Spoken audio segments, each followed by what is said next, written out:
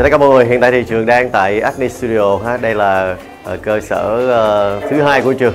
Thì hôm nay chính thức khai trương vào ngày 15 tháng 4. Thì Acne Studio có địa chỉ số 10 đường số 8 Hà Đô Sentosa, 118 đường 3 tháng 2, phường 12 quận 10 thành phố Hồ Chí Minh. Thì với Acne Studio chúng tôi không chỉ đơn thuần là trị mụn chuẩn y khoa và điều trị sẹo rỗ bằng công nghệ cao, mà sẽ còn là nơi để các bạn có thể chữa lành, chăm sóc da và duy trì cũng như nâng tầm nhan sắc với rất là nhiều công nghệ được đầu tư ha. Thì tất cả những cái gì mà by BMT sẽ được bảo chứng bằng khoa học, lâm sàng và công nghệ cao. Mọi người cùng tham quan ha cơ sở của Acne Studio.